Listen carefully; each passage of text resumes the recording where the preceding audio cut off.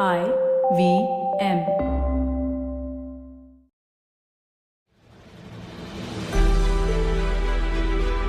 Hello folks, welcome to The Last Brand Standing presented by Bank of Baroda. It's a podcast where we discuss some of the most iconic brand rivalries from the Indian marketplace. In this episode, we take a deep dive into the Indian biscuit sector, talking about Britannia and ITC. Our competitors today, Britannia versus ITC. Both are really old companies and both are head-on competitors for biscuits. If you're wondering where's Parle G is also somewhere there. But this episode today is about Britannia versus ITC because ITC essentially stepped into Britannia's turf. So, Ambi, what do we have here? What do we have in today's episode for our listeners? Tell us. Yeah, this is a very tasty battle here. All of us love biscuits. And I think over the course of this episode, we will look at how, because of this Britannia versus ITC battle, we biscuit lovers have finally ended up with a whole variety of wonderful biscuits to eat every day. So, looking forward to this episode again, Anupam. Over to you. You have any favorite biscuits, Ambi? Well, mine is it's between Jim Jam and bourbon. And of course, Oreo. I mean, I have a story about Oreo, but this episode not about Oreo, but I love Oreo. I love all those biscuits other than Threptin. Okay, other than Threptin, I like all biscuits. Yeah, also Dark Fantasy. Fantasy Choco Fills. No. I'm old school. I'm old school. I go back to pure magic. Okay, so give me the cream. Don't give me that filling thing. Anyway, sorry guys, we kind of just got into a moment there on biscuits. So let's start. Quick background on the Indian biscuit industry. More than a few $1 billion US dollars inside. It is really large. Okay, and it's dominated by two players, Britannia and Parle. Between them, they control something like 70% of the market. Of course, there's also a very big unorganized market, but we don't have too much of idea about that. We're talking about the organized sector. There's Britannia, there's Parle, and then there's everybody else. Between them, they control some huge 60-70% of the market. And remember that India's biscuit market is now full of all kinds of tastes, okay? All the way from the humble and the very popular and the very important, especially in this epidemic, the Parle G biscuit, all the way to expensive cookies that Ambi just mentioned, those Dark Fantasy and all those kinds of stuff. Why would anybody have Choco Fills? Okay, sorry. Okay, so this is part one. We're going to talk about Britannia first. So let's start straight away with our first player. Britannia, formed all the way back in 1892. Britannia is the maker of much loved and liked biscuits like bourbon, or I've called it for as long as I can remember. Ambi, bourbon क्या होता है? Whiskey होता है ना bourbon. I remember it as bonbon. It is bonbon biscuit, right? Am I right? Yeah. There you go. Bonbon biscuit. So remember that before this entire craze of filled biscuits and all that, glucose was and still is a massive market. And back in 1997, Britannia entered the glucose brand. It was taking on Parle G at that point of time. And if you remember the famous Gabbar Singh ad for the Britannia version of their glucose biscuit, right? That was earlier. That was earlier, okay. Anupam. In fact, Britannia has been trying to fight the glucose battle, I think, for ages. Okay. And it was in 1976 or so, they made that famous Gabbar Singh ad. What was the brand of their act corrected. 97, they got their act corrected. Okay. By launching Tiger. So back in the 70s, that whole Gabbar Singh ad, do you remember the brand of Britannia's glucose biscuit at that point of time? Was it still Tiger? It was called Britannia Glucose D. Oh, okay. Britannia Glucose D. It was such a mouthful that when I give my talks, I say that if they had launched Britannia Tiger with Gabbar Singh in 1976-77, the story would have been different. Glucose D was such a mouthful that it didn't do well. The brand didn't do well. So, late 90s, 2000s, Britannia really got their act together. They went heavy on the marketing, on the sponsorship. They sponsored cricket bats, organized a Lagan match. Imagine that. They zeroed in on Sachin Tendulkar to endorse its entire product range. So, the early 2000s, Britannia and Parle between them held 82% in value terms. The rest was also firmly held by smaller players like Priya Gold, which had a strong presence in the north. Ambi, now over to you. Walk us through this entire Britannia success story and tell us more about the whole thing that you said about the glucose biscuit, right? Because that whole glucose biscuit was really all there was the biscuit market a long time ago. Over to you. Go on. Yeah, okay. So let's pull back. Britannia is a very, very old company. It is one of those so-called British companies headquartered in Kolkata, very stable way of working. And I suppose, I'm sure you must have passed their head office in Kolkata, where probably they had liveried waiters, delivering coffee and tea to their senior executives. And I think for many years, it was a nice, sleepy company based in Kolkata. And there was this Indian company based in Ville Parle, which is Parle. And they had the market to themselves. And the market was growing, but it was probably there were hundreds of small players all over India. And the market was largely, Parle had what is a brand they called Parle Gluco. And Britannia had a brand called Britannia Glucose. And then Britannia had another brand called Mari. And they had another brand which sold primarily in Tamil Nadu, which was Milk Bikis, and a brand which sold in Kolkata, which you may remember, called Arrowroot Biscuit. Of course. What are the sugar cubes on the top, right? It's a very interesting. It was like Mari, but it had a little bit of arrowroot in it, and it was very popular in East India. Parle Gluco actually had so many lookalike brands around the country that they figured out that they need to fix this. And I don't know, they took a bold decision to change the brand name from Parle Gluco to Parle G. And that was a master stroke, because in one way, they could then stop the imitation business from happening. A brilliant move by Parle happened, I think, probably in the 80s or early 90s. Britannia then moved to Kolkata, from Kolkata to Bangalore, and they started imbibing the Bangalore spirit. And I suppose they moved somewhere around early 80s or mid 80s. And they unleashed a whole new energy in the company. Of course, they had bourbon, which you called Bon Bon, which was a relatively small brand, but they started investing in it. They had a brand called Nice Time. And I think the big break, and of course, they had something called Jim Jam, which was I love that biscuit. Yeah, which has Come on, who doesn't love Jim Jam? Come on. Love Jim Jam is really nice. And they had 50-50. And I think 87 was a breakthrough moment for them when they launched Good Day. Good Day redefined the Indian biscuit market. They created the whole category called cookies, which are more tasty, had a more butter kind of a feel. It was a runaway success. It was an amazingly successful brand. And that gave Britannia tremendous amount of tailwind to keep innovating and keep launching new products. And around that time, they also underwent a identity change. And they hired Shobhit Sengupta in Bangalore to do their identity. And they came out with this fabulous campaign about eat healthy, think better. Now, they linked food to thinking. That was, I think, a great breakthrough. But that line is not as good, Anupam. What is wonderful is when you take a English line and make actually the Hindi line even better. And this is an example of that. Eat healthy, think better sounds very clunky. But in Hindi, it became magical. Do you remember the line? No, I don't. What is it? I remember the Eastern World Cup. Yeah. Eat healthy, think better. Swasth khao, acha socho. Swasth khao, tan man jagao. Almost like a Nirma thing. Swasth khao, tan man jagao. Good Lord, that sounds really good. It was an amazing campaign. Swasth khao, tan man jagao was when, I was in advertising then, right? And you saw that campaign and said, wow, this is great. You took eat healthy, think better into Swasth khao. Swasth, that again is a Sanskritized, is not a pure Hindi word. Swasth khao, tan man jagao. And then they took it to another level. They had this fabulous campaign which they ran. And the other interesting thing about Britannia, and I should admire them, is that right from the 70s onward, they were working with one agency as their agency partner. It was then Lintas. Now it's, of course, Lowe. And then Lintas Calcutta used to handle the business, and then moved to Lintas Bangalore. And Lintas set up a very large Bangalore office to handle that. And they partnered with Britannia over many. Now, of course, McCann does some more advertising for them, but it was a great example of a client and agency partnership. So Swasth khao, tan man jagao, 1997 was a breakthrough campaign. Suddenly, you started seeing Britannia in a new light. If Parle was a common man's biscuit, Britannia became the upper middle class, the so-called classy people's biscuit. Because it was not just food, man.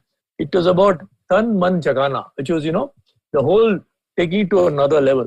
And around that time, 1997, was when they also hit upon the fact that they need to crack the base of the pyramid, which is glucose, and they launched Tiger Biscuit. And I remember, I think they used Sachin Tendulkar in their Tiger Biscuit campaign, which was very, very successful. And that was, I would call, phase 2 of Britannia, which was very well done. And then came phase 3, where they, I think the thinking, this was done during Vinita Bali's time. The entire Swasth Ka Tanman Jagao was when Sunil Alag was the CEO. And then Vinita Bali came and she took on some of the new challenges, and her own passion is about nutrition. And they launched a whole new range of products under the Nutri Choice brand name. So they went from simple, ordinary glucose, Marie, milk bikis to simple, cream biscuit. They took it on to more nutritious product like Nutri Choice, whole variety of them. And they also revamped their cream biscuits with the Pure Magic. So Britannia, between the year, I would say probably between the 90s and the 2000, 18, 19, 2000, was really powering ahead with a lot of exciting new products, exciting innovations, and they were in a very, very strong position. So if Parle was the market leader in terms of volume, Britannia in terms of value was almost near Parle, and probably in terms of profitability, it was much higher, because Parle, large part of Parle sales comes from Parle G, and Parle G is and whatever little study I've done of Parle is almost sees itself as a Gandhian company. They don't make, they make very modest amount of profit. And in fact, I remember once we did a study for 10 years, Anupam, Parle G price was not increased. It was 5 rupees. That's legendary. They are known for that.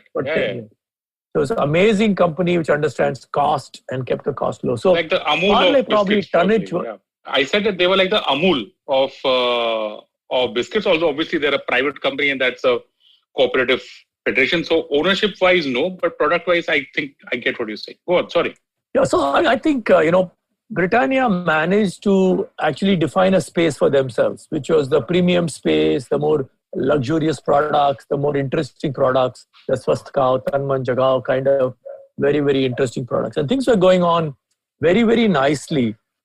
And one should not forget that a lot of companies did try playing a game in the biscuit market. Cadbury launched Bonvita biscuit, which failed. Even HUL, when they bought Modern, they tried launching a Modern biscuit, which failed. GSK tried Horlicks biscuit, which didn't do too well. Heinz tried Complan biscuit, didn't do too well. So things were kind of very well set. There were two big boys and there were a lot of local players. And that's when the story changed. Over to you, Anupam, to take us to the next module.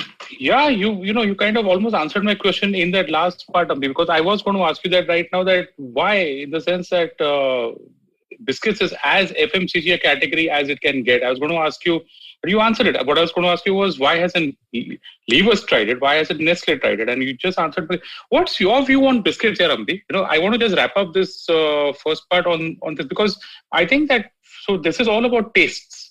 और जब कुछ जमता है तो जमता है और नहीं जमता है तो नहीं जमता है. So I'm just trying to understand, how does one crack the biscuits market? It's so when we talk about ITC, we will learn a few lessons from ITC on what they tried doing in their first 5 years and how they turned around. But these guys, the entire marketing and understanding and muscle power of a Levers or even of a Nestle, they couldn't crack biscuits at that point of time. And of course, I think they just probably gave up on that. I also believe, and in the third section we'll talk about it. What does it take to break into a market like this? Probably they gave up too early, and you had to actually find a guy with that stomach to take that risk to come in and change the rules of the game. Yeah, because Indian FMCG is a tough place. So folks, that is a wrap on the first part of this episode. We spoke about Britannia. In the next part, we're going to talk about ITC, the competitor who took on Britannia and actually did really well. Don't go anywhere, we'll be right back.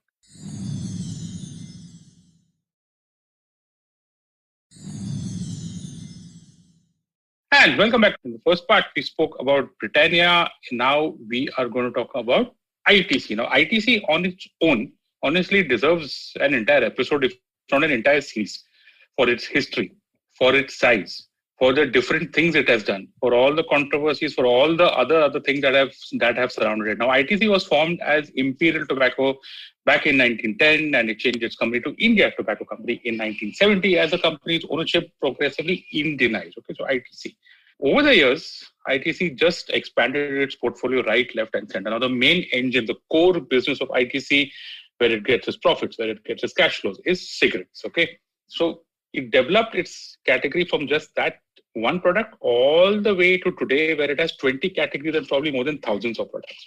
So today, ITC, I think, broadly has a meaningful presence in, I would say, sector probably agriculture, services, and manufacturing. Now, why did ITC enter the biscuit segment? Ambi will get onto that. But if I look at an really old interview that their then, chief executive Ravi Naware had given, I think this was on a Rediff article, and he was the chief executive of ITC Foods. This is what he said. And I think this interview was back in 2003 or 2006 or somewhere.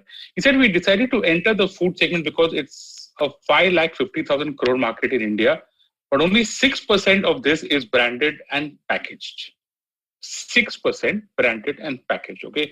In developed markets, nearly 95% of the food market is branded and packaged. So obviously there was a lot of scope for branded player. Remember the first part, we spoke about how biscuits is an unorganized, unbranded market where regional players who have a brand but are not that well known, they are dominant. Now, ITC was already doing this entire value addition game in wheat, which it was atta present. By entering biscuits, thought it could improve its bottom line further. So in 2005, ITC signed up film stars like Shah Rukh Khan, Southern Star Surya as brand ambassadors. See, now for biscuits, and Ambi will also say this, will add on to this, distribution and visibility are really important. And thanks to ITC's existing tobacco business, the company already had a good understanding of distribution channels where it could launch its Sunfeast products. Now, according to Nielsen Corporation, ITC was able to add more than 1 million retail outlets to its FMCG network. ITC is like the muscular heavyweight. Now, jidhar jata hai, it either goes for something or just shuts it off. It's crazy. So, over to you. Tell us the ITC story now. Okay. So, I can, thanks to my many years in Ulka and FCG Ulka, I can go, like you said, we can do a full episode on ITC. But here, I will restrict myself to what is the gene pool of ITC which made it look at biscuits and food and what made it succeed. So if you go back to look at ITC's history, Anupam, ITC is a company which actually is very nicely backward integrated. They make cigarettes. They actually have a leaf tobacco division which pioneered the growth of high value tobacco in this country. They have their own packaging company. They have their own paperboard company. So in a sense, it's beautifully backward integrated. And they understand, unlike most other companies, they understand how to work with agriculture, how to work with Indian farmers. So when they got into the food business in 2002, that was not the first time they were trying it. They had tried it literally in 1989 with the launch of their cooking oil brand, Sundrop. Again, Sundrop was planned as a backward integrated. You start getting into seeds, improve the growth of high-yielding oil seeds in this country. And from there, you get the seeds, crush the seeds, package it and sell it. But of course, things changed and they actually sold the plant and sold the brand and sold everything and they got out of it. And then later when Mr. Yogi Deveshwar took over as CEO, I think the board said, look, we need to relook at this because we understand retail. We understand consumers, how consumers go about buying. We understand the retail trade. We understand manufacturing. We understand how to help farmers grow better.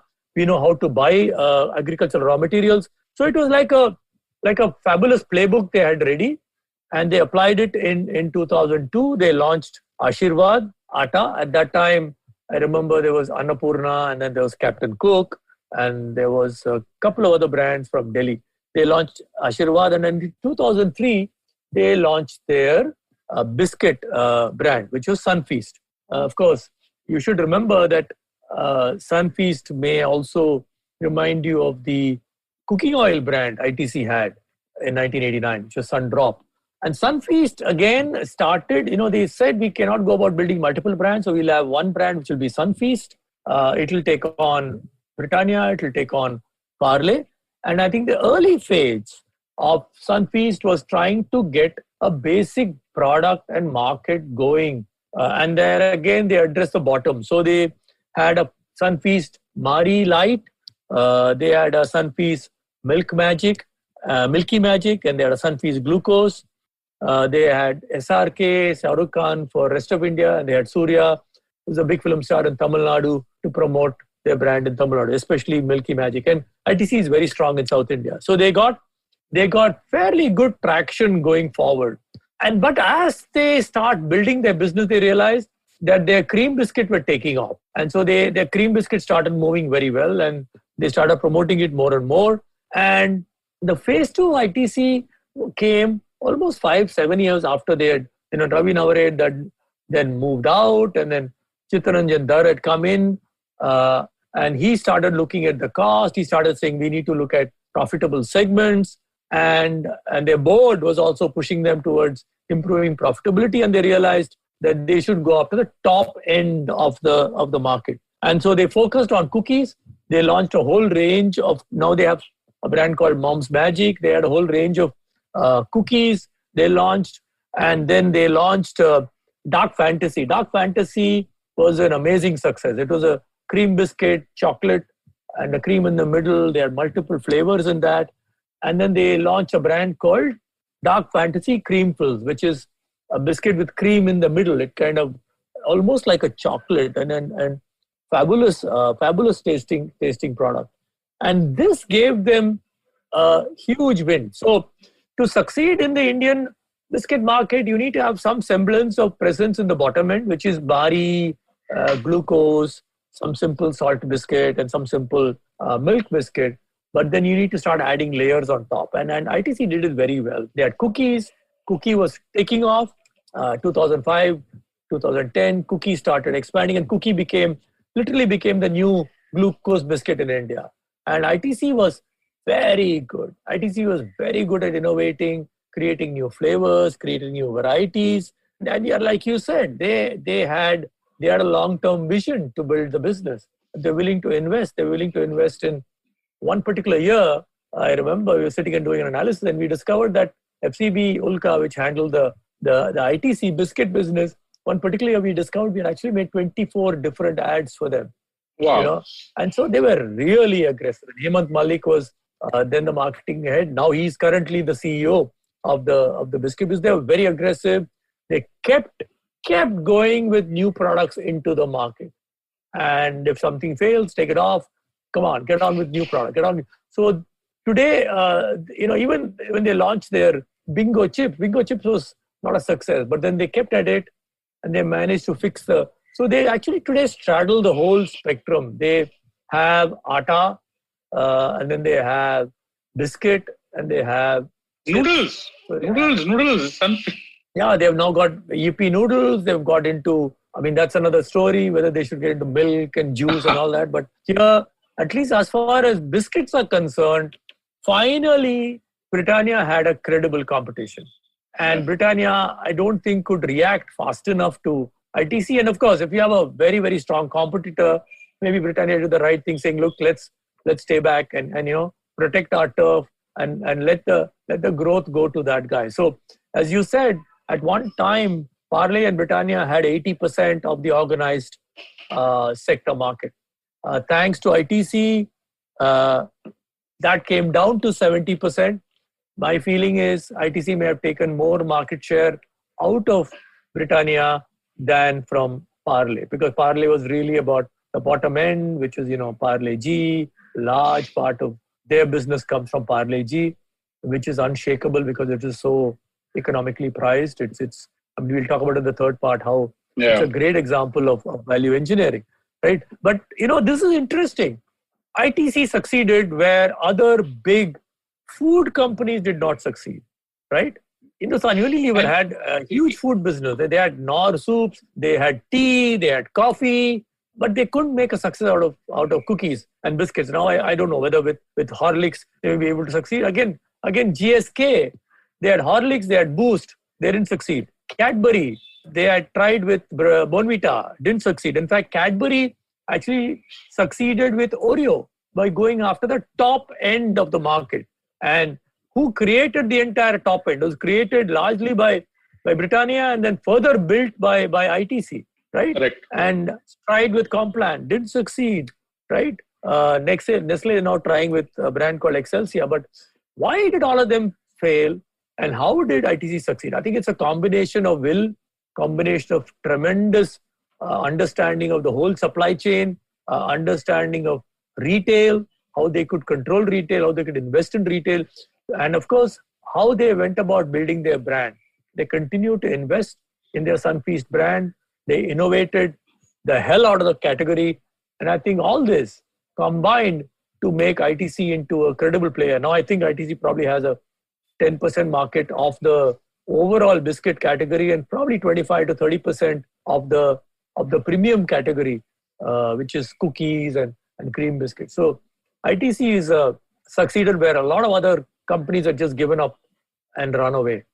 They didn't get it all right. Yeah, they didn't get it all right at start, right, Ambi? I mean, you can't just... you see that the early focus on Marie and glucose and milk, it really didn't pan out for them back then when they started off. That early... Yeah, I think, that's my view, but, others may disagree. But my view was that the early attempt at trying to innovate, they created an orange Marie, which didn't succeed. They had a Me Too product called Milky Magic to take on milk bikis that had modest success. Their glucose was always and that bottom end is difficult to compete. Difficult to compete because the margins are low and the consumer will move whenever he gets 5 paise, 10 paise off this way, that way. But I think after 4, 5, 6 years, they realized that they changed the game. And they could change the game because they already had some presence. That's a problem, right? If you don't have, the retailer will need all the products. And so they had a full portfolio, but they started focusing more and more, investing more and more on the top end. And that paid off. Fantastic. And that was a smart strategy. Yeah, you're going to get into more of strategy, more of lessons on the last part of this, on the final part of this episode, Britannia versus ITC. Don't go anywhere. We'll be right back.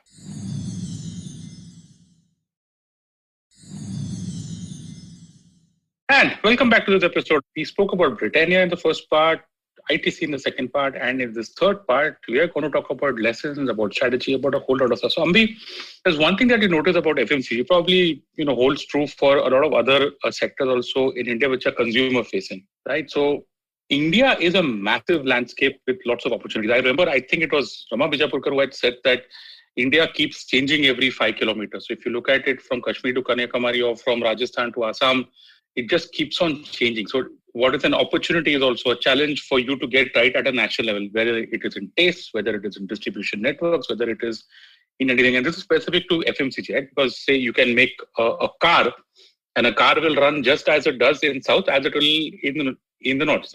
Essentially 4 wheels and all that. But a biscuit, a noodle, and everything else is different from FMCG company. And the pattern that I've seen is that the regional players, it reminds me of Nirma, the regional players capture this massive, regional market, which can be very big because some of India's states have population the size of European countries. Okay, so they kind of capture that market and then they establish themselves out there till a Levers, a Nestle, an ITC, the really big brand, kind of wrestles in, builds up distribution, builds up marketing, and takes over that market. So you've got this shift from unorganized to organized. We've seen that play out a lot. Tell me what's your take on this pattern at a generic level for FMCG as a whole, and how do these guys compete? The Britannias, the ITCs, the Levers, the Nestle. So let's start from there, because it is specific to biscuits. Biscuits has this whole unorganized market that shifted to organized. So let's get your view there. The comment that India changes every 5 kilometers, which Rama made, is very apt. And that is all the more applicable. If you look at FMCG is a whole mass of products, right? There is soaps, shampoos, toothpaste, detergents, floor clean, skin creams. Everything goes into FMCG. But among all the FMCG, the most variable FMCG are foods. So food habits literally change from district to district in India. And which is why it's very difficult to take the same food product and popularize it across the country. So in some of the talks I give examples of 2 brands which have managed to do that. One, of course, is Parle G. Parle G, and to be successful across the country with the same, literally the same product, you got to offer great price. You got to offer acceptable taste and quality. You got to offer tremendous availability. So it's available at every little nook and corner. And the fourth big problem with food product is expiry date. So therefore, you need to make sure that the product doesn't become stale in the retailer's outlets. We're able to incentivize the retailer, and you need to, at least through television, you need to build a brand so the consumer will tell the retailer, ye mat dena, wo advertising deka, wo wala do, you know.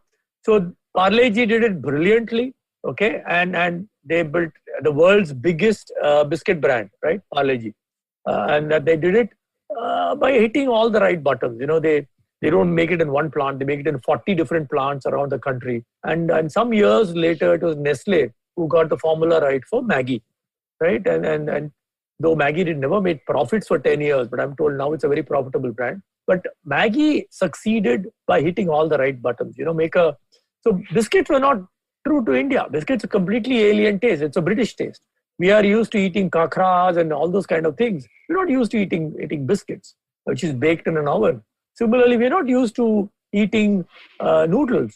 So if you hit all the right buttons, taste, positioning, availability, and communication, you can create a market. And that's the example we see from the biscuit category. Though, what data which I was reading, you know, biscuit is one of the few categories in India which has had huge penetration. Apparently, if you go across India, there are 300 million homes, 90% of them consume biscuits sometime or the other. Now, I don't think any other product category, except probably soap and detergent, which is washing powder, you know, except those 2 or 3 categories, I don't think other categories will have this kind of penetration. But the problem is we are still low per capita. We are only probably 2 kg per capita, which is still very low. And I believe for a country like India, we should have 100 more Parle Gs, 100 more, you know, and Maggies, because that's a great way of converting the food which is being wasted into processed food, which can then get consumed in an economical fashion. The other big challenge with food, which you said very rightly, is that, you know, you need to understand geography. You need to say north, south, east, west. You need to, for example, milk biscuits sell largely in Tamil Nadu and West Bengal. They don't sell in other parts of the country. Mari sells elsewhere. Glucose doesn't sell in some markets, right? So there are, you know, still great opportunities for the biscuit marketers to look at interesting Indian flavors. And I believe that, you know, like things like masala, spicy Indian taste, mango, etc., have still not been tried out. And there are probably going to be great opportunities there. I think going forward, we have, you know, Parle, Britannia, ITC, 3 big players. Probably there is scope for one more big player who can play nationally, who will be in the credible 10-12% league. And then I think the country will be probably 3 or 4 regional players in each market. Already, you know, people like Priya Gold and all are pretty big in some markets. And there will be, again, local players. You know, every district will have 2 or 3 brands. Okay. So the market, you know, I think we will continue to see excitement. You know, Oreo in recent times, and I think Nestle is wanting to make plans. And I'm sure HUL will want to take Horlicks into the biscuit category. Complan has been bought by Zydus, so Complan may also come back into the biscuit category. So I think it's going to be modern trade. You know, what is going to change is probably modern trade is going to change some of these things. I think online, e-commerce will change some of these things. We're going to see premium products coming into modern trade, premium products coming into e-commerce merchants. So the biscuit market in India is, I'm told, during the COVID lockdown, biscuit market has just exploded. Parle G was the most sought after item. It was out of stock everywhere. And apparently, during April, May, June quarter, Britannia registered 25%. Yeah. Those results out in the public domain. Yeah, 15 days they were shut, right? Yeah. But in spite of that, you know, they got, so that's the kind of, so hopefully if Indian consumers have got used to buying packaged biscuits more and more, I think the biscuit market will continue to grow. So I'm looking forward. And the other interesting thing which has happened, now one more point, Anupam, because I hand back to you. You know, if you go back to the 1985s and the 95, the Indian biscuit market was a pyramid, right? there was a huge bottom, which was, Parle, Glucose, Marie bottom, and then there was a small narrow top. But I think slowly over the last 10 years, thanks to ITC, thanks to Britannia, the market is becoming a bit of a diamond, where the bottom is still big, but there is a nice middle part emerging. That middle segment is where you have economical cookies, economical creams are playing. And then, of course, there is a top part where NutriChoice, Pure Magic, and ITC's Dark Fantasy, Chocofills, Oreo, all of them are playing in the top end. So the market in the last 15 years has dramatically changed. Okay, Ambi, so two things. I'll start on this diamond shape that you just spoke about. Do you think this is because the fight of two biggies gives lessons to the smallies, so to say? So that you have this, because consumer brands, when one goes against the other, I feel that the industry benefits. Okay, it's not always that one guy loses, one guy wins, although in some cases that has been the case. But when you look at it, a giant between two behemoths or between two elephants also creates some opportunities in business for the smaller players or for niche products or for new products. So what's your view on that? Do you think that the ITC Britannia fight, did it create opportunities for other brands to also jump in and say, ki, chalo boss, hum bhi isme lag jate hain?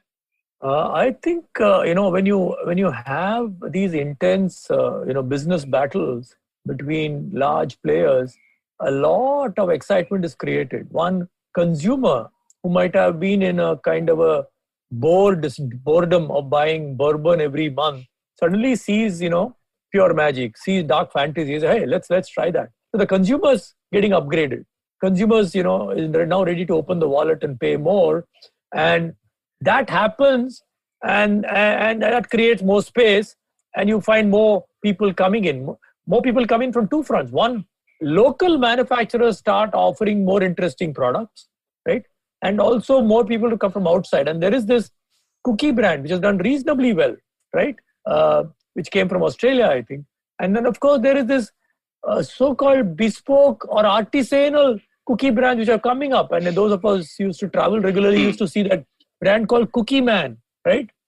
Selling, their cookies in airport, right? So suddenly, biscuit and cookie, which was seen as a very boring product, suddenly becomes very exciting. And like you said, this whole two giants fighting creates so much thunder and lightning that a lot of little rabbits and deer and all that can run in and eat, right? So 3-4 things happen, right? One, consumers are now being educated. You can get more and more variety. So they start demanding that. The retailer says, hey, I should also stock this. And he starts stocking new types of products.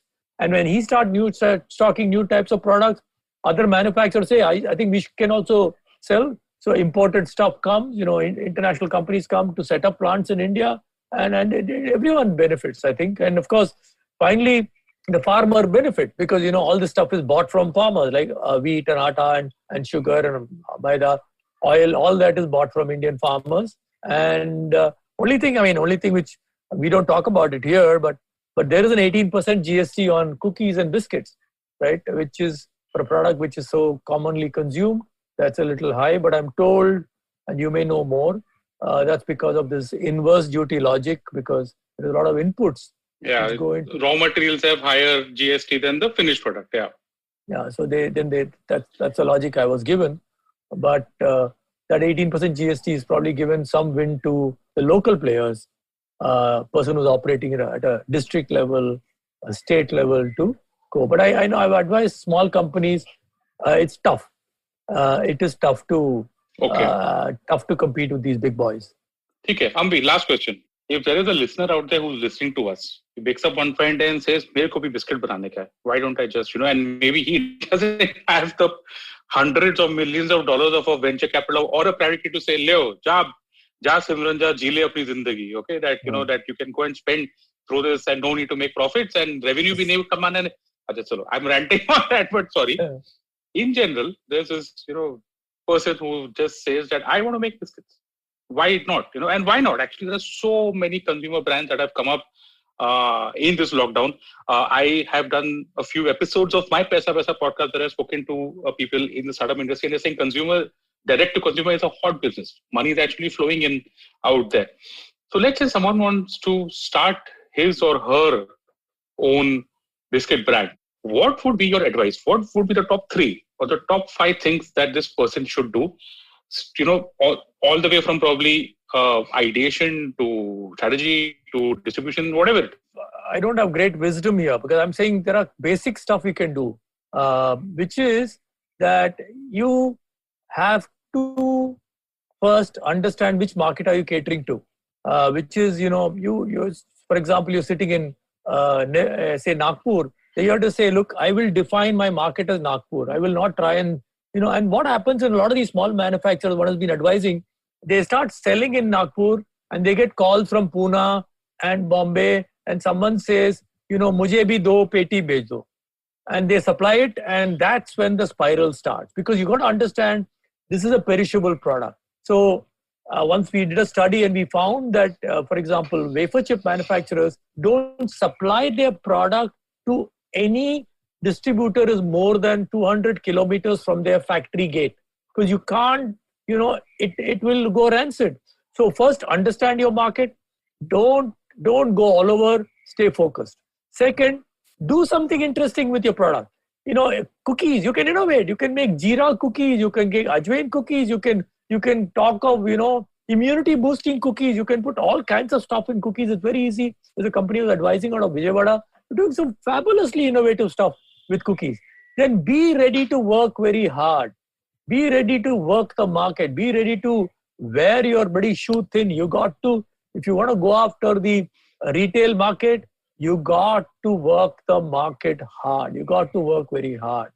And if you do that, in a year, you may become the top 5 brands in Nagpur. Then you can slowly get into Akola, Amravati, and you can slowly expand. But till you have got your formula right, and you're a small manufacturer, you can innovate. You can drop a product. You can say, jeera jada nahi dalenge. We'll put pepper dal ke karenge. We'll do something else. There are so many things you can do with, if you have your own little oven and a plant to make cookies. And today, compared to good old days, today packaging is available. Right? Good old days, only the big companies could make those kind of fancy packaging. Today, fancy packaging anyone can make. And of course, I've not talked, but if you think you're making a premium cookie of really exotic artisanal cookie, then you need to look at e-commerce. And you may say, I'll only sell it on e-commerce. I'll sell it from my factory gate to your home. I'll make sure the cookie you get in your house will be less than 7 days old or less than 5 days old. And if there's a business model, you can prove it. I'm sure some VC will come and give you a few $1 million, right? There are so many exciting things happening in the food space. Like you said, Anupam, a lot of new companies can come. Yeah. And on that tasty note, we are actually late to catch a flight. Next time on The Last Brand Standing presented by Bank of Baroda, we'll see you from the skies talking about Jet Airways and Indigo. Bye-bye, folks. See you soon. And if you like this podcast, you can check out other interesting podcasts on the IBM network. Also, you can follow me, Anupam Gupta, B50 on Twitter. And me, Ambi Parmeshwaran on Twitter @AmbiMGP. Folks, that's all for today. See you guys next week.